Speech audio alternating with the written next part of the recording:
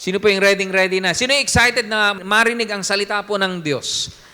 Hallelujah. No? And ako po ay laging natutuwa at isang malaking karangalan po na ako po ay nakakapagsalita po sa buhay nyo sa pamamagitan po ng banal na Espiritu. No? Amen? So palakpakan naman natin ang music team, Heaven Sound. Maraming salamat po sa inyong paglilingkod. Pagpalain po kayo ng Panginoon. At sa susunod po, na magkaroon po ng family day, no? Sumama po kayo kasi nakaka-enjoy po talaga, no? Nagkakaalaman po talaga kung sino yung may mga alam sa Bible. Ayan. So, mukhang lahat naman po, magagaling po kanina, halos nanalo naman po ang lahat. Ayan. So, next time po, sama po ulit kayo, no? Sa ano naman po gagawin po yan? Sa Iran. Yan, doon po natin gaganapin.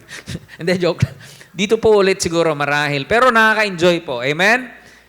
Ayan, 3 lang yung nag-enjoy. Amen po? Amen. Uy, panalong-panalo yung amen na sila. Hallelujah. Alright, so ang topic po natin, and today, ang araw na ito, sa buwan po ng Abril, dito ho natin tatapusin yung theme po natin na katatagan o endurance. Amen? Sabi mo, ibulong mo nga sa katabi mo, yung di naman bulgar, kaya mo pa ba? No? Kaya mo pa ba? Kaya pa ba? No? Hindi ko man alam yung pinagdadaanan nyo, pero sabi mo sa kanya, kaya pa ba? No? Kasi may mga umalis po sa bahay kanina, may mga pinagtatalunan kayo. No? Natural po yun. No? Umalis ka ng bahay, may iniisip ka, narinig mo sa nanay mo, narinig mo sa tatay mo. O kaya may nabalitaan ka, kaya pa ba? No? Kaya pa ba? Kasi yung title po natin is yung, kapag ang pakiramdam mong gusto mo nang sumuko. Ayan. Pakiramdam mo, gusto mo nang sumuko. Sino dito yung ano, no? Pakiramdam. Ang maganda rito, pakiramdam lang yan, no? Amen. No? Andiyan ka pa rin naman. No? Dito ka nga eh. No? Nag-church ka nga eh. Pastor, nag-church nga ako eh.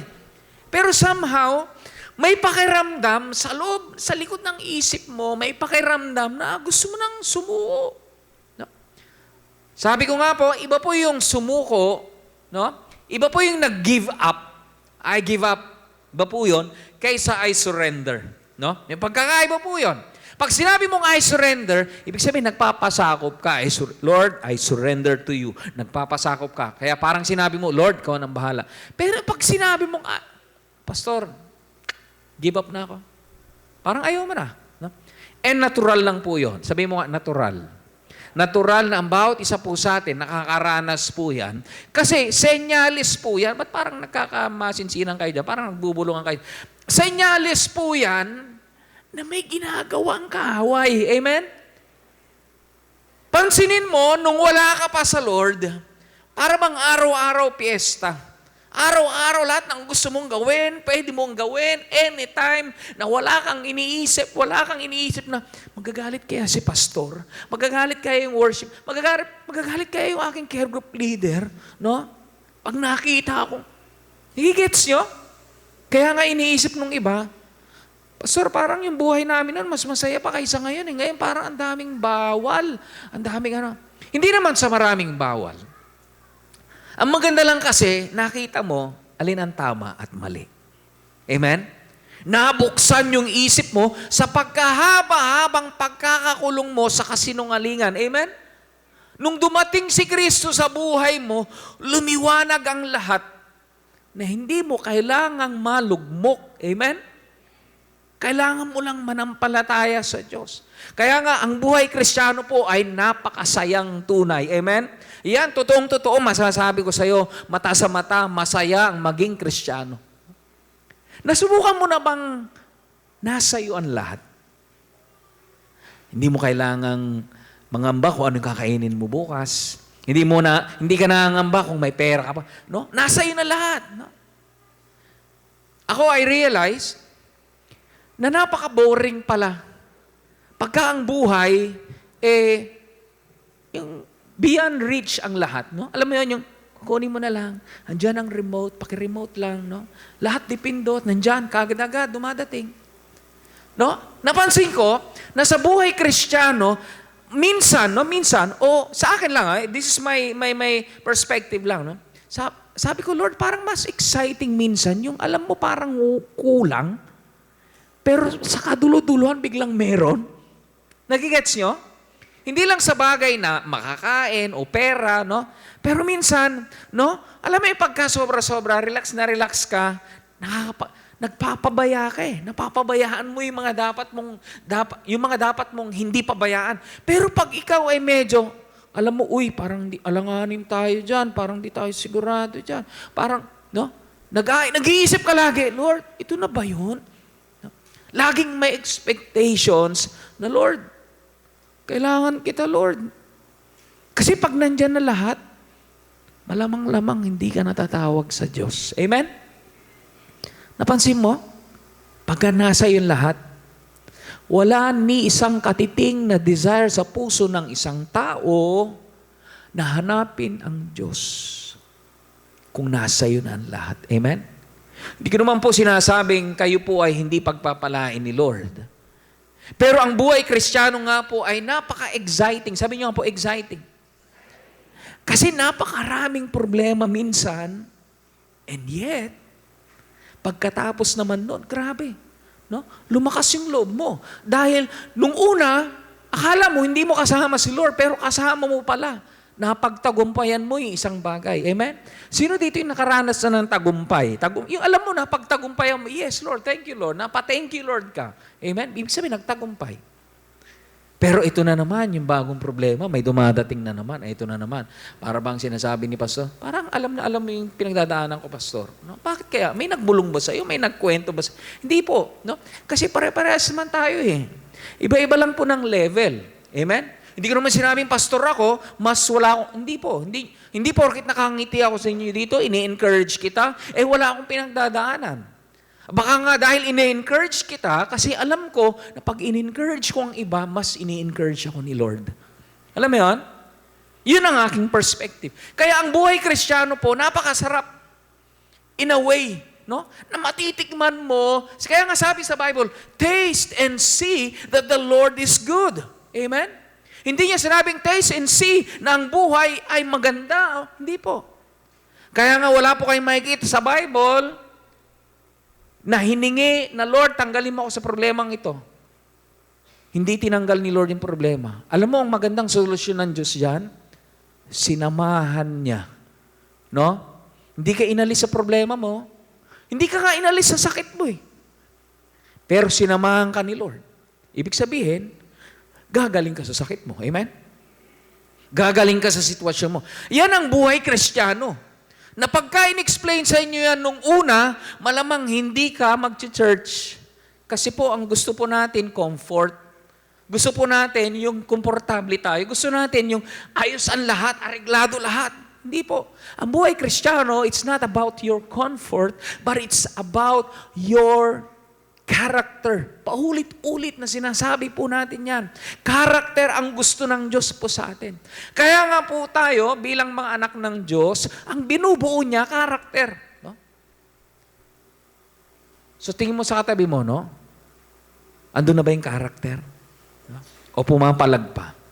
Kaya minsan, para bang nananadya. Sabihin niyo nga po nananadya. Lord, nananadya ka ba? No? Hindi po nananadya ang Diyos. Ang Diyos ni minsan hindi tsumatsamba. Dahil alam ng Diyos kung paano niya palalaguin yung pananampalataya mo. Can you say amen? Kasi nga sabi doon, in the last days, maraming mga puso ang manlalamig. Okay, nandun na tayo, nagsimba ka ng ilang libong taon. Pero yung mga huling taon, hindi ka na nagsimba. Hindi ka na nagbasa ng Bible, hindi ka na nag-pray. Hindi po yun ang goal natin. Ang goal natin na ang pananampalataya mo hanggang sa dulo na walang hanggan, nandun ka para sa Panginoon. Amen? Hindi magiging madali. Kaya nga, may mga panahon na ang pakiramdam po natin, gusto na natin. Alam niyo bakit lagi ang default natin, ayoko na. Kasi po, when you give up, I think it's the easiest. When you give up, napakadaling mag-give up. I give up! Ayoko na. Pag sinabi mo kaya, ayaw mo na. Tapos na. O ano na susunod? Wala na. Bahala ka na sa buhay mo. Ayaw mo na eh. Di ba? Pastor, bahala ka na dyan. Mag-isa ka dyan. Sige. Ayoko na. Sino dito yung umayaw na? Pero hindi hinayaan ng Diyos. Amen? Kasi alam niya, kung magpapatuloy ka lang, No? Those who will prevail. Those who will stay faithful up to the end. Sabi nga po, makikita natin, may mga promises po ang Diyos na conditional. No? Alam mo, gagawin ko to sa iyo, anak, kung mananatili ka hanggang sa dulo. Pero kung hanggang kalahati ka lang, anak, sorry, yung promise na yun hindi para sa iyo. Pero pag ikaw ay aabot sa kaduluduluhan, kahit bugbog sarado ka na, pero umabot ka, finish line, yes, yung pangako ng Diyos para sa iyo. Amen? Sino dito yung nagsisimula pa lang, parang feeling mo hindi ka naaabot sa dulo? Taas ang kamay. Parang hindi ka naaabot sa dulo, no? Amen? May mga ganun. Aminin natin, no? Sabi mo sa katabi mo, aminin, no? Kilala kita, sabi mo, kilala kita. Nakita ko yung ano mo sa Facebook. Di ba? Pero kasi hindi po madali ang buhay Kristiyano. Amen? Ito po ay pakiramdam. Sabi niyo, pakiramdam. No? Ang lakas ng pakiramdam minsan, no? Pakiramdam ko, mahal ko siya. O yun, sinagot mo. Pakiramdam, galit ako, galit ka. O di galit ka, yun. Pag sinunod mo yung pakiramdam mo, malamang-lamang maliligaw ka. Amen? Amen po? Kaya nga, hindi, maliligaw tayo pag doon tayo pupunta sa love life, no? Kasi yung iba, nararamdaman lang, okay na. Hindi po. Kaya pag-usapan natin, dumating ka na ba sa pagkakataong ito na gusto mo nang sumuko? Kung aaminin mo, pwede ba itaas yung kamay mo? Pastor, ako po nakaranas na, gusto ko nang sumuko. Amen? Taas yung kamay. Amen? Gusto mo nang sumuko. Amen? Maganda siguro gusto mo nang sumuko. Yes. It's a good sign. Pero hindi po yung give up. Yung pagsuko mo, I gave up, hindi I gave up. Dapat, Lord, sumusuko na ako. Suko na ako, nagawa ko ng lahat. Amen? Nagawa ko na lahat ng tumbling. Nagawa ko na lahat ng panalangin. Lahat. Sa tingin mo, nagawa mo na lahat? Hindi pa. Kailangan mo, pag sinurrender mo ang buhay mo sa Diyos, 100%. Amen? Mahilig kasi tayo minsan, staggered eh. Lord, 50% mo na 75%. Hindi. Ang gusto ni Lord, pag sumuko tayo, sukong-suko ka na ba? Hindi, Pastor, sukong-suko ka na ako. Hindi. Ang tinatanong ko, sukong-suko ka na. Sumusuko ka na ba? No? Sumusuko ka na ba sa Diyos? Kasi maaaring sukong-suko ka na sa tao sa katabi mo, pero si Lord, hindi niya sinukuan yan. Tandaan mo. Amen? Kasama yan sa isip niya nung nandun siya sa krus ng Kalbaryo. Kaya wag mong susukuan yung taong hindi sinukuan ng Diyos. Narinig nyo? No? Bago to. Wag mong susukuan yung hindi sinukuan ng Diyos. Amen? Ano sabi nung kanta? Mahal kita maging sinuka ka man. Yun, di ba? Sinuka ka man ng mundo, pero tinanggap ka ng Diyos. Ito maganda sa mensaheng ito. Dahil kahit alam mong sukong-suko ka na, may pag-asa pa. Amen? Until the end. Sabi niyo po, until the end. Ang buhay Kristiyano po ay hindi lang parang namamasyal sa isang hardin na may walking in the park. No, Christianity is not just a walk in the park.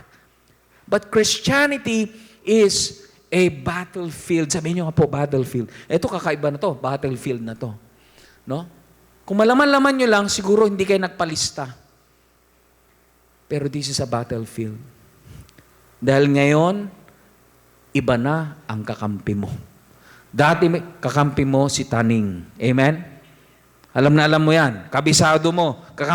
Kakampi mo si Satanas. Amen? Sabi ko nga, kapitbahay nyo si Satanas eh. Minsan, di ba? O joke yan. Huwag na kayo maniwala dyan. Pero di ba? Kabisado mo yung ways ng Satanas. Pero nung ikaw ay tumalikod na sa kaaway, humarap ka sa Diyos, tinanggap mo si Lord bilang iyong tagapagligtas. Lahat na ng kaaway ng Diyos naging kaaway mo. Amen? Pero ito, babala ko po sa inyong lahat. Hindi po tumigil ang demonyo sa atin. Hindi niya sinabing, ay, born again na si Francis. Wala na. Hindi na kami mag-best friend. Sige na. O sige, bahala ka na dyan. Hindi. Alam mo, nung na-born again ka, naging paborito ka ng kaaway na sundot-sundutin. para ikaw ay muling bumagsak. Alam mo ba yun? Kaya hindi natigil yung pagsubok mo. Kaya tumindi yung yung nagkaroon ng conviction bigla na dati naman okay lang na hindi ako magbayad ng pamasahe. No, nakakatakas ako sa jeep. Ngayon parang pag hindi ako nagbayad ng pamasahe, parang ang sama ng loob ko. Di ba? No, pamasahe pa lang yan. No? May mga ibang bagay pa tayong pwedeng pa. Nagigets yung ibig sabihin? Kaya sabi mo sa katabi mo, huwag kang magtataka kung araw-araw na ginawa ng Diyos, hindi ka tinantanan ng kaaway. Amen? Kaya nga sabi ko sa iyo, magandang senyalis yan. Bakit? May binubuo na katuwiran sa puso mo. Amen? Palakpakan natin ang Panginoon. Amen? Kaya nga po pag-usapan po natin itong dalawa lang na puntos na isi-share ko sa inyo ngayong hapon. No? Okay ba yun? 2 puntos lang, Kuya Perry? Tapos na tayo kaagad. 2 puntos lang. No? Unang-unang puntos. No? Yung pong panawagan na manindigan. So kung mananawagan ng Diyos ngayon, ikaw ba ay magpapasama, magpapalista? Sabi doon, merong panawagan ng Diyos na manindigan. Na tayo po ay manindigan o tumayo sa katuwiran o sa English, no, I call to stand. Hindi lang basta tumayo, no? Hindi ka tinawag ng Diyos na maging security guard no tumayo lang. No, believe din ako sa mga security guard minsan, ano? No? Ilang oras ang duty niyan? 9 hours. Well, 12 ngayon? Bakit? Dati ka bang secure? Ba't alam na alam mo? Ay, si Kuya Jojen, dating security yan. Kuya Jojen, diyan ka ba? Ilang oras? 12. Walang upuan yan. May upuan naman, uupo naman. Pero most of the time, majority, walang upuan ang mga gwardiya. Pag nakita ka ng na uupo-upo dyan, yari ka. Di ba? O may mga PNP personnel tayo dito. Pag sinabi mong gwardiya ka sa lokasyon na yan, hindi ka pwedeng nakahiga dyan, no? Dapat nakastand ka. Alam na alam nila yan, yung stand your ground, no? Stand your position. Tayuan mo yung position nyo dyan, no? Hindi pwedeng pa ano-ano kayo dyan. No? Tama po ba, Chief? O yun, no? Di ba? Yan ang unang tawag sa atin ng Diyos. Tinatawag kang tumayo, tayuan mo. Ang alin? Tayuan mo dahil ikaw ay anak ng Diyos. Dahil hindi ka patatawarin ng kaaway. At hindi siya mangingilag. Ni babae, ni lalaki, bata, matanda, kung ikaw ay anak ng Diyos, nakatingin sa iyo ang demonyo, papanain ka niya anytime. Amen? Kaya nga sabi sa Bible, no weapon formed shall prosper. Hindi ibig sabihin na hindi ka tutuluyan ng kaaway. Hindi, tutuluyan ka ng kaaway. Hindi magdadalawang isip yan, no? Kung tutulog-tulog ka ngayon, 2:00 ng hapon, no? Ayun, biglang napadilat si ate. Papanain ka ng kaaway. Kung ikaw ay papatay-patay, sabi doon, no? Papanain ka ng kaaway. Kahit sabi mo, hindi, time out. Walang time out sa kaaway. No? Amen? Walang pinipiling lugar, walang pinipiling oras ang kaaway. No? Kahit pa kakasimba mo lang. Kahit nga nasa simbahan ka babanatan ka ng kaaway. No?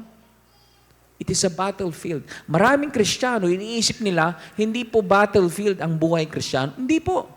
Ito po ay battlefield. Kasi lahat na ng kaaway ng Diyos, kaaway mo na. Yung iba nga sa inyo, pinaglalabanan yung talukip-kip na mata niya ngayon Antok na antok Maduling-duling na no? Tatayuan mo talaga yung pagiging Kristiyano. Amen? Madali po ba? Hindi po madali. Kung ikaw lang yan. Pero, challenging. Dahil alam mo, kakampi mo ang Diyos. Amen? Ang panawagan na manindigan. No? Basahin natin. Sabi po sa Ephesians, chapter 6, verse 11 to 12. Nababasa niyo po ba? Ako, hindi ko po nababasa. Ayan. Sabi po doon, put on all of God's armor so that, sabi niyo po, so that. May tinatawag tayong God's armor. Ito po ang isinusuot ng isang Kristiyano, spiritually speaking. Sabi doon, so that you will be able to stand. Kung tinawag tayong manindigan, no, tatayo ka dyan, ilang oras sa mga gwardya, 12 hours, no? Kung tinawag ka manindigan bilang anak ng Diyos, kailangan mo ang armor of God. Kasi hindi ka lang basta, yung to stand your ground is not just a passive activity ng isang anak ng Diyos. Okay, I will stand my ground. That's it. Tapos, hindi po. Ito po ay active. Sabi niyo po, active. Active na standing your ground. While standing your ground, naniniwala ka na you are in a battle. Amen po. Amen? Sabi doon, so that you will be able to stand safe against all strategies and tricks of Satan. Pansinin nyo, lahat po ng kayang panlilinlang ng kaaway gagamitin niya, malinlang ka lang. Amen? Mapa-love life yan, mapa sa finances mo yan, sa pamilya yan, relationship, lahat. No? Walang ititira ang kaaway, hindi siya mangingilag. Tama po ba yung Tagalog ko? No? Hindi siya mamimili. Kahit ba ikaw ay pastor eh. In fact, sa demonyo, mas malaking iskandalo. Mas gusto niya. No? Kaya nga po nung ikaw ay naging Kristiyano na, yun ang gusto niyang pabagsakin. Siyempre, kung hindi ka naman Kristiyano, hindi ikaw ang target ng kaaway dahil kakampi mo siya. Spiritually speaking, kakampi mo ang kaaway. Pero kung ikaw ay anak ng Diyos, no? Alam mo, one of the most effective way of the enemy para tayo po ay malugmok, para tayo po ay hindi magpatuloy. Alam mo yon? Condemnation. Amen? Iko-condemn ka niya. Oh, talaga lang ha? Wow, praise the Lord ka pa dyan. Kilala kita, uy. Parang sinasabi ng kaaway. Amen? Pero, mas maganda na kilala ka ng Diyos. Amen? Kasi marami pong gumagawa ng mga bagay-bagay sa mundo. Binabanggit ang pangalan ni Jesus, gumagawa ng mga miracle, no? Gumagawa ng mga kababalaghan. Pero hindi sila kilala ng Diyos. Ang pinakamaganda sa tingin ko sa mundong ito ay yung kilala ka ng Diyos. Amen? Kilala ka ba ng Diyos? Tanong mo ang katabi mo, kilala ka ba ng Diyos? Amen? Balik tayo sa ating mensahe. Sabi doon, for we are not fighting against people made of flesh and blood, no? But against persons without bodies, the evil rulers of the unseen world, those mighty satanic beings and great evil princes of darkness who rule this world, and against huge numbers of wicked spirits in the spirit world. Kaya naman pala, nagkakaroon tayo ng problema minsan when we think na ang kaaway po natin ay tao.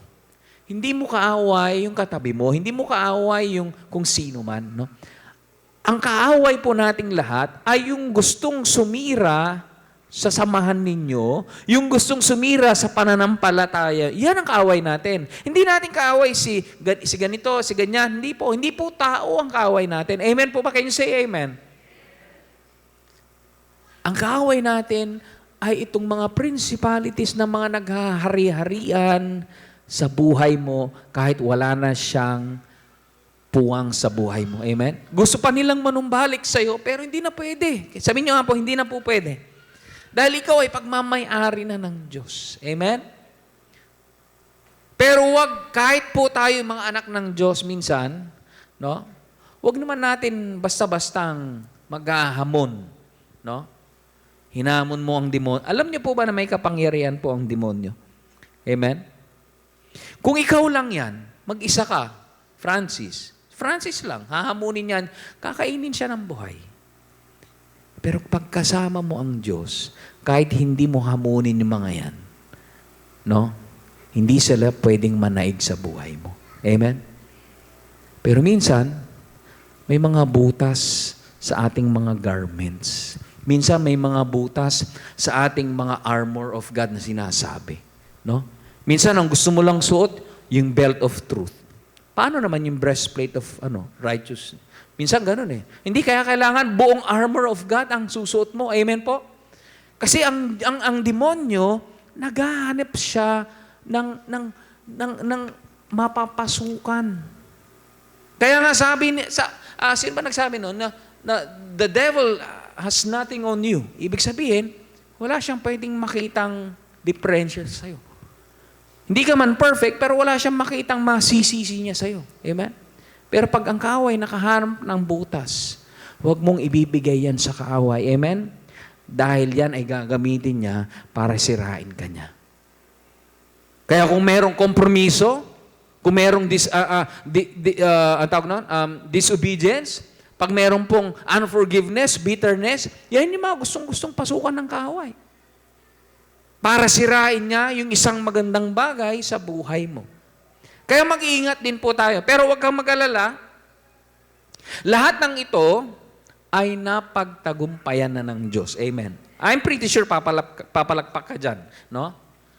Pero, bago ka pumalakpak, ayun, pumalakpak ka. No? Ba't ka ba pumapalakpak? Kasi alam mo pa na. Pero sabi ni Lord, ito ay tawag ng, ay call to stand. No? Sa Tagalog, ito po ay panawagan na manindigan. Mahirap po manindigan sa katotohanan pag ikaw na lang po ang naninindigan.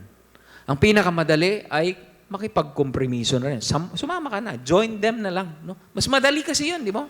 Pero ang panawagan po para manindigan ay isang bagay na kakayanin mo pagkasama mo ang Diyos. Can you say amen? Hallelujah. Kaya wag ho tayong magkakamali na labanan ng kaaway mag-isa dahil hindi ho natin kaya. Ang Kristyanismo ay hindi isang madaling lakad lamang. Hindi po ito napakadali. No? Magsisimba lang ako, babasa ng Bible, mag-encounter, that's it. No? Pupunta lang ako sa church, praise the Lord, hallelujah, magbibigay na aking alay at ikapo, that's it, tapos na. Hindi natin iniisip kasi na this is a battle. No? Na pagka binaba mo ang iyong sandata, binaba mo ang iyong armor of God, ika nga, babanatan ka ng kaaway. Amen? Pero, sabi ni Lord, stand your ground. Dahil napagtagumpayan ko na ito. So we need to stand your ground. No?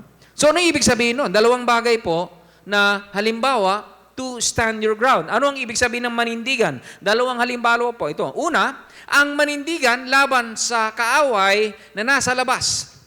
May mga kaaway tayo na nasa labas. Sino yung mga yan? Hindi ko alam kung sino mga kaaway nasa labas. Sa kapitbahay nyo ba o ano? Ikalawa, ay yung manindigan tayo laban sa kaaway na nasa loob. No? Sa loob mo yan. No? Talaga, Pastor, una, ano yung una? Ang manindigan ay nangangahulugang panatilihin ang iyong kinalalagyan. Walang kompromiso, mananatiling hindi natitinag sa kabila ng lahat ng nangyayari sa paligid mo. Ibig sabihin, napakaraming chaos o maraming mga kung anong-anong nangyayari sa paligid mo, pero ikaw nananatili kang tapat sa Diyos, hindi ka natitinag. Can you say amen? Yan yung unang paninindigan mo. Na yung masama para sa iyo ay masama. Yung mabuti para sa iyo ay mabuti. No? Hindi ka makiki-agree sa katotohanan ng mundo. Na yung katotohanan ng Diyos, ang tanging katotohanan mo lamang. Amen? Walang kompromiso. At hindi mo hayaang maging mukhang tama yung mali. Amen po? Can you say amen? Yan, naninindigan ka. Yung pangalawa naman po, maalala ninyo na labis, no? Sa kwento po ni Eliseo, ni Elisha, no? Nalabis na natakot yung kanyang lingkod nung panahon na sila po ay napapalibutan po ng mga Filiseo, no? At sinabi ni Eliseo sa kanyang alagad in 2 Kings chapter 6:16, sabi niya, "Do not fear, for those who are with us are more than," sabi niyo nga po, more than, no? Kasi may mga elemento sa labas who wants to bring us down, put us down. Those who are with us are more than those who are with them. No? So, napakaganda kasi yung nakita ng alagad ni Eliseo ay ang mga napakaraming Filiseo na gusto silang pabagsakin. Pero ang nakita ni Eliseo ay in the Spirit. Sabi niyo nga po, in the Spirit. Ay ang mga anghel ng Diyos na sasama sa kanila at nasisigurado niya ang tagumpay. Can you say amen? No? Ipinanalangin ni Eliseo na mabuksan ang mga mata ng kanyang lingkod at nang mangyari iyon, nakita ng lingkod ang mga hukbo ng mga anghel mula sa langit at nakapaligid sa kanila, nagbabantay at nagtatanggol sa kanila. Ngunit nangyari ito noong si Eliseo po ay nanalangin. Kaya nga po tayo, sa ating pong paninindigan, kasama po dyan ang ating buhay panalangin. Wala tayong ibang magiging sandata, kundi ang ating panalangin sa Diyos. Can you say amen? Kaya nga po, kung tayo po ay merong kaaway sa labas, no? Panalangin ang ating pong magiging katulong. Amen po ba? Ngunit nangyari ito nung nanalangin na si Eliseo, no? At kung nais mong magkaroon ng ganitong katiyakan, kailangan mong maging isang taong mapanalangin. Hallelujah.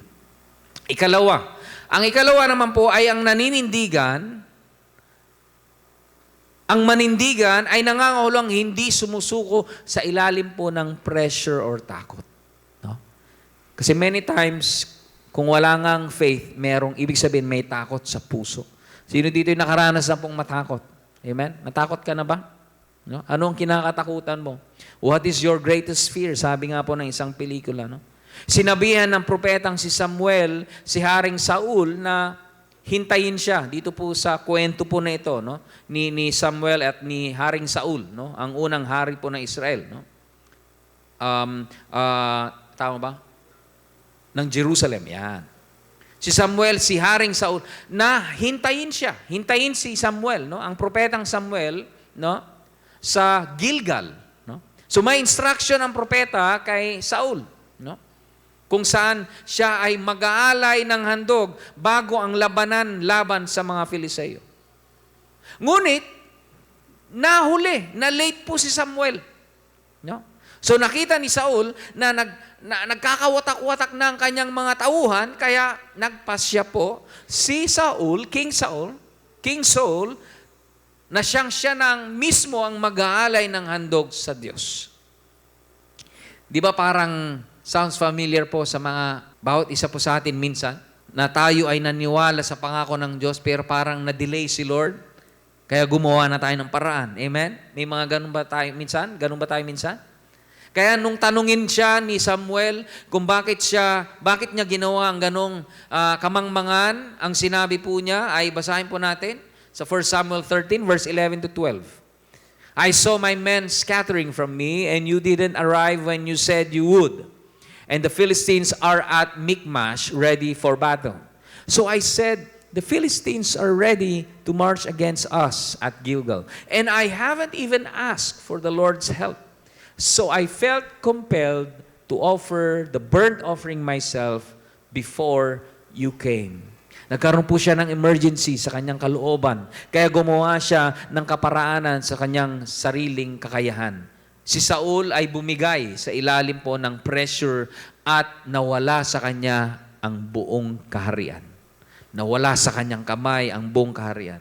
Kumilos siya kahit sinabihan siyang mag-antay. May command ba sa iyo si Lord ngayon na antay-antay lang, may darating? Amen? Nakarinig ka na ba ng ganon? Nasabi sa iyo ni Lord, anak, antay ka lang. Pero hindi ka nakapagtiis. Wala kang nagawa. Isinanla mo. Yun, naisanla mo tuloy. No? Hindi mo naantay yung provision ni Lord. No? Dahil po sa takot, hindi ang Panginoon ang nagtulak sa kanya na gawin ang bagay na ipinagbabawal sa kanya. Kaya paano tayo maninindigan ng maayos? Basahin po natin ang Ephesians chapter 6 verse 11. Sabi po doon, put on all of God's armor.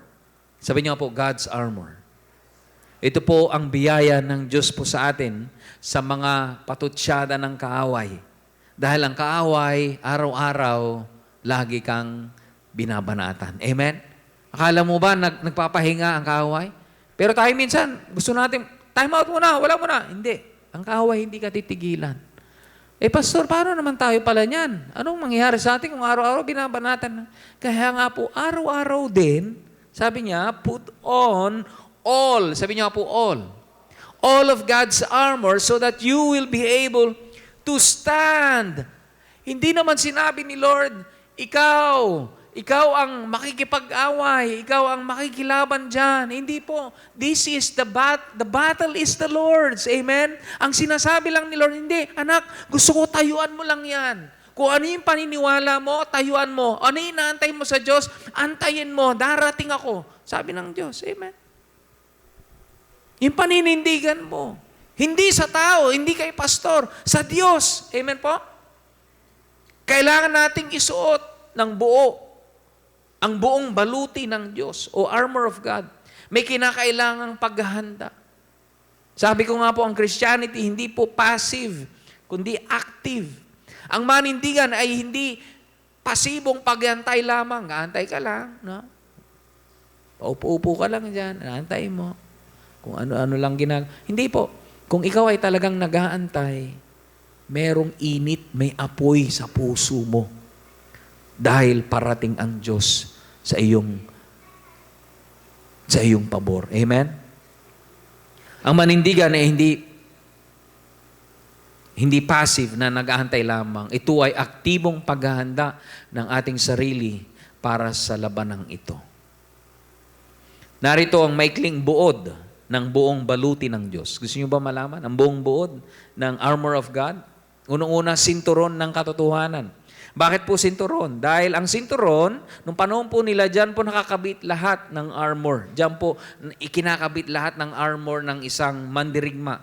Ang katotohanan ang nagbubuklod at nagpapatatag sa buong baluti ng iyong protection sa inyong buhay. No? Ang katotohanan po. Kasi ngayon, napakarami na pong katotohanan ang nangyari. Ang dami na pong mukhang totoo. Pero tayo po, maninindigan tayo sa katotohanan ng Diyos. Amen? Ang baluti ng katuwiran o breastplate, ito po ay pinoproteksyonan ng katuwiran ang inyong mga pinaka mahihinang bahagi. Kaya nga dito po breastplate, no?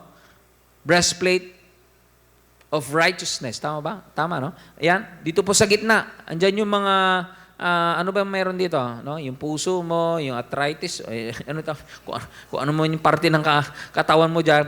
Yan. Kung wala pa yung breastplate, madali pong tamaan yan, no? Yari ka kaagad. Amen? Kaya nandyan po yung breastplate of righteousness. Pinoprotektahan ng katuwiran. Amen? Sandalyas na ebanghelyo ng kapayapaan. Ang ebanghelyo, ang mensaheng nagtatagumpay laban sa kaaway. Amen? Ang good news. No? Dala-dala mo ba ang good news? No? Hallelujah. Ang kalasag ng pananampalataya. No? Shield of faith. Ang pagtitiwala mo sa Diyos, ang magtatanggol sa iyo laban sa mga kasinungalingan ng kaaway. No? Ang problema minsan, sa buhay Kristiyano, puro lang tayo defense. Nagdumidepensa lang. Tuwing aatake ang kaaway, defense, no? Pero sa tingin ko, ang anak ng Diyos ay hindi lang po dapat marunong sa defense. Kailangan ang kaharian ng Diyos ay umuopensa din. Amen? Alam ng ating mga PNP personnel yan. Hindi habang buhay, puro defense lang sila. May mga panahon na sila din po ay susugod. Tama po ba? No? May offense din. Kasabay po ng defense, may offense. Amen po? Amen? Kaya ang buhay Kristiyano ay hindi lang po salag ng salag. Kaya ka minsan napapagod lang, kakasalag mo lang. Di ba dapat ikaw ay umuopensa rin? Anong gagamitin mo? Ang salita ng Diyos. Kaya kung wala kang salita ng Diyos, wala kang pang-opensa. Sinabi sa'yo ng kaaway, bobo ka, wala kang mararating, pangit ka, wala ka, inutil ka. No? Wala na. Sangga ka lang ng sangga. Hindi, love ako ni Lord. Okay. No? Pero, anong meron ka na pwede mo ibato sa kaaway? Amen? Nagigets niyo po? Amen? Hindi po ako galit, mapaliwanag lang. Helmet ng kaligtasan. No? Bakit po? Kasi nga po ang ating ulo, yung isip po natin, madalas dyan nagsisimula ang mga digmaan, ang mga pagdududa, dyan po nagsisimula ang battle. Amen po? Battleground po yan, ng kaaway. Kaya po, helmet ng kaligtasan, ang kaalaman. No? Kaya nga, the people perish. No? Sabi doon, the people perish because they don't know me. Hindi nila kilala ang Diyos. No? Lack of knowledge. No? Amen po? Tungkol sa Diyos. Kung hindi mo kilala ang Diyos, no? Madali kang masisilo, madali kang malilinlang ng mga magagaling magsalita. No? Kaya nga po kailangan natin ang helmet ng kaligtasan. Amen po. Andiyan pa ba? Siyempre, meron dyan din po yung tabak ng Espiritu. Ang salita ng Diyos, ang tanging sandatang panlaban, ang sinabi ni Jesus na nasusulat. Amen? Kaya sabi po sa Ephesians chapter 6, verse 13 to 14, and having done all to stand, anong utos ng Diyos? Stand therefore. Ang paninindigan ay maaaring siyang nakikita ng mga tao sa atin. Mukha kang kalmado, mukha kang maayos naman, at payapa sa panlabas, pero nagagawa mong ngumiti at nagpapalakas ng loob sa iba. Gaya ni Eliseo, nang siya ay napalibutan ng hukbo ng mga Filisteo, ngunit hindi nakikita ng iba ang laban ng iyong ipinaglalaban sa spiritual na larangan. Amen? So nakikita marahil ng ibang tao sa atin, no? Pangiti-ngiti tayo, praise the Lord, hallelujah. Pero hindi nila nakikita yung laban mo sa loob. Amen? Ako marahil hindi nyo po nakikita, pero deep inside me, may battle po na nangyayari. May battle na nangyayari sa ngayon, may battle na mangyayari sa mga susunod na araw. At kung hindi napagtagumpayan ng Diyos yan, hindi po ako mananatiling nakatayo. Napakadaling bumagsak.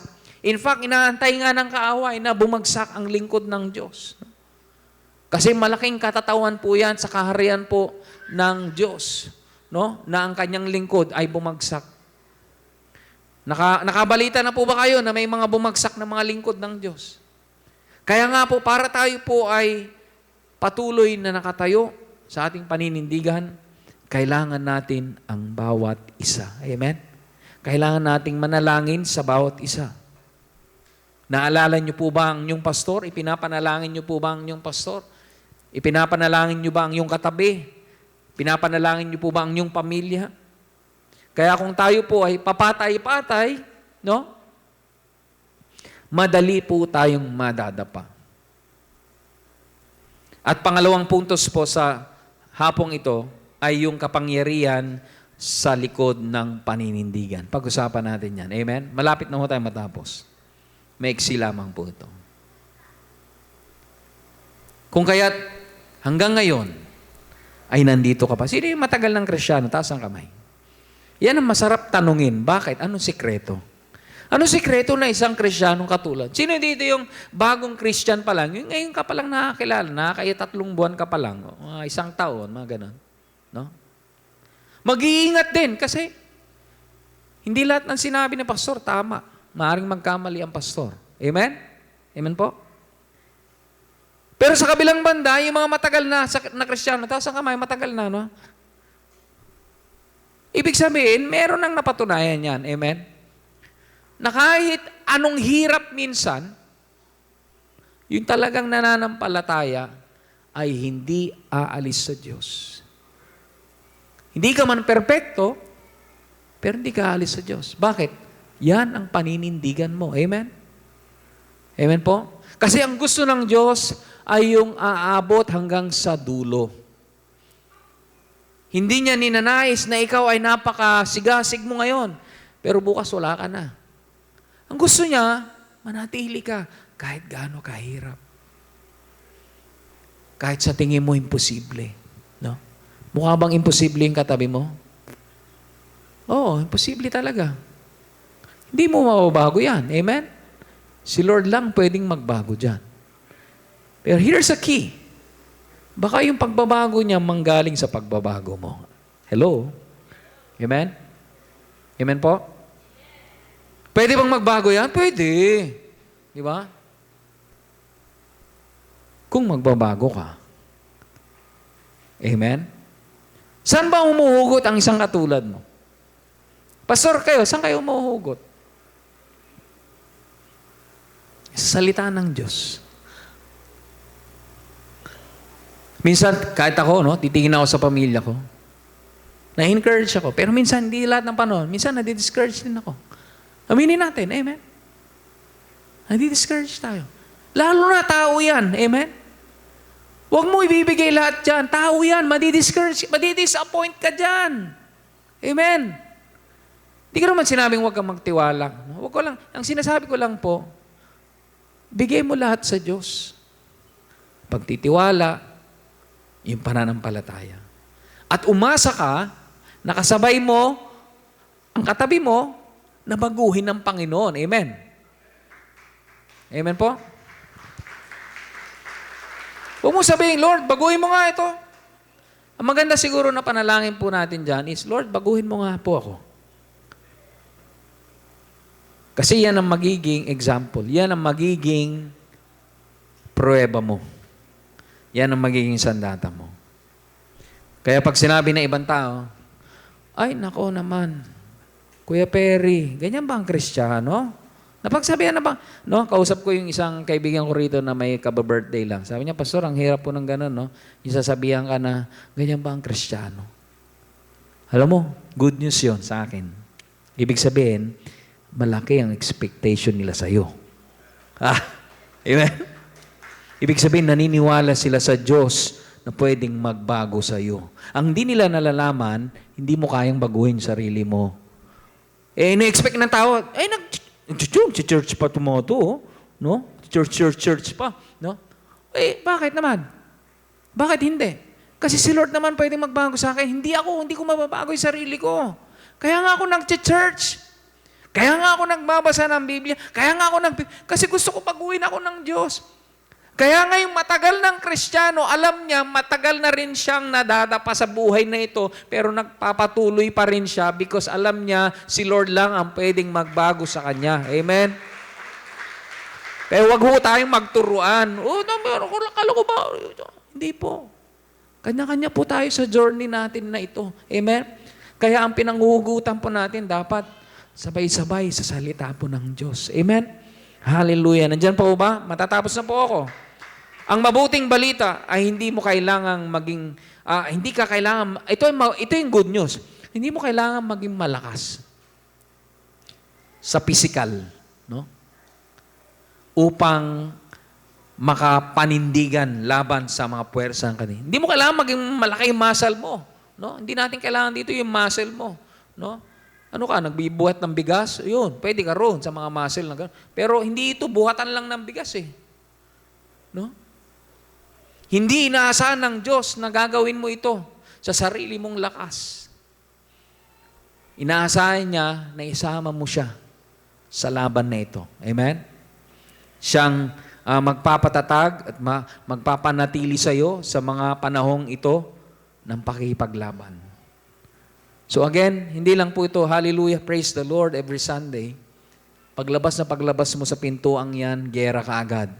Bakbakan ka agad yan sa isip, sa puso, salita, sa gawa. Amen? Pero hindi naman ibig sabihin masama yung mukha mo nakamukha makikipagbakbagan lagi. Hindi naman gano'n, no? Ibig lang sabihin, in the spirit, alam mo, Lord, alam ko hindi mo ako pababayaan sa laban na ito. Amen? Kaya sabihin mo sa katabi mo, see you next Sunday. No, samahan ka ng Diyos sa laban mo ngayon. Amen? Amen? Kaya nga ako ay natutuwa. Alam mo, mas natutuwa ako sa mga maraming problema kaysa walang problema. Amen? Kasi mga maraming problema, ibig sabihin, hindi ka tinatantanan ng kaaway. Bakit? Dahil alam ng Diyos, alam din ng kaaway, may mabuting plano sa iyo ang Diyos.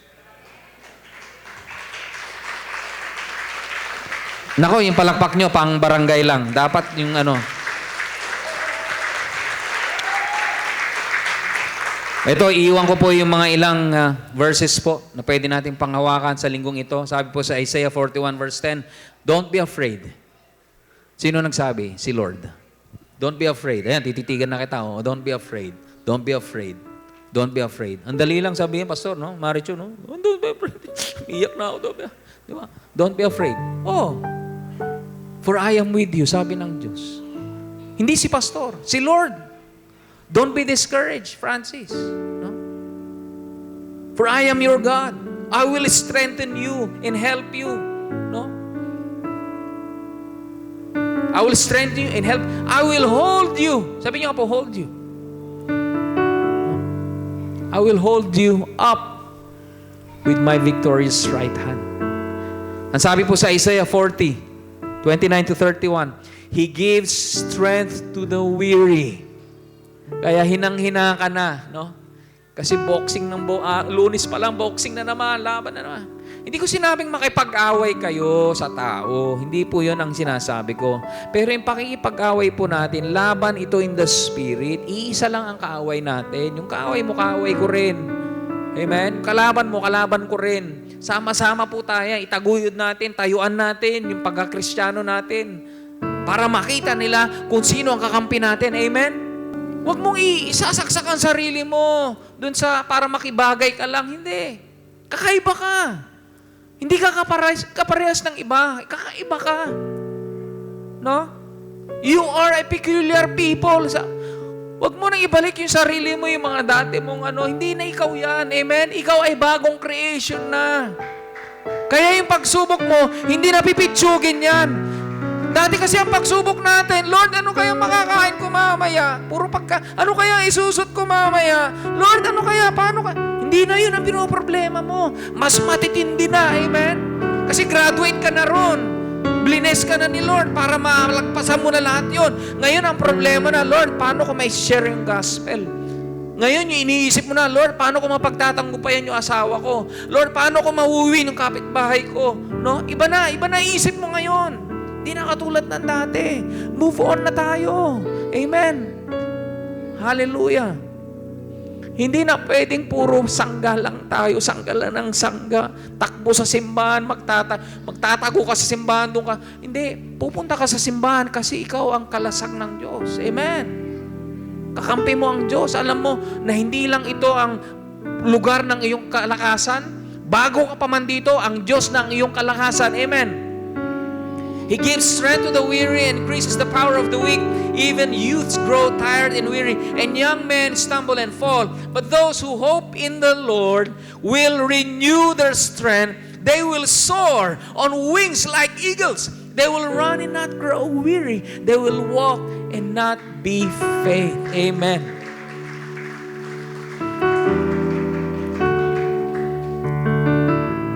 Ang mga talatang ito ay ilan lamang sa maraming mga pangako kung saan ipinahahayag ng Panginoon ang kanyang ibibigay na lakas na kakailanganin mo sa mga panahon ng kahirapan.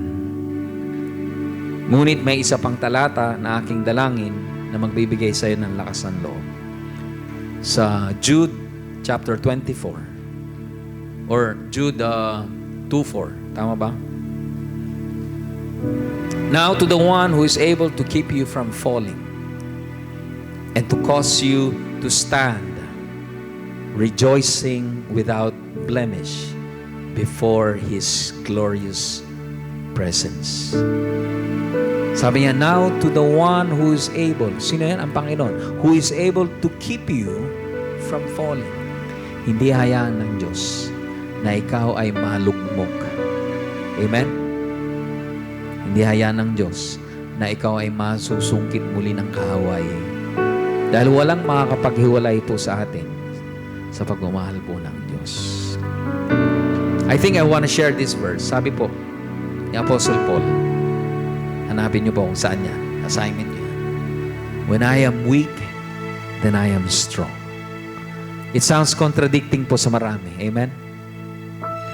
Pero sa ating mga Kristiyano, alam natin na pag tayo ay mahina, nariyan ang Diyos na siyang ating kalakasan. Amen? At kung naniniwala ka dyan, sumigaw ka ng malakas na hallelujah.